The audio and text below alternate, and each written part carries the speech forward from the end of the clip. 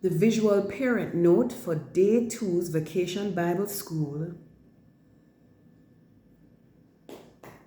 Today's theme was Jesus never changes.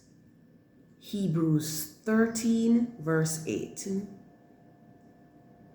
Our Bible story was Jesus calms the storm. Mark 4 verses 35 to 41. Our memory verse was Jesus Christ is the same yesterday and today and forever. Hebrews chapter 13 verse 8. Our craft was to draw or cut out an anchor and decorate it with the words, Jesus never changes.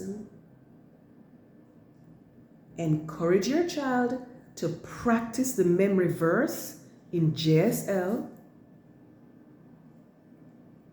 Reflect on Jesus' power and steady love. And join us tomorrow for Day 3. The I Can Hear God team.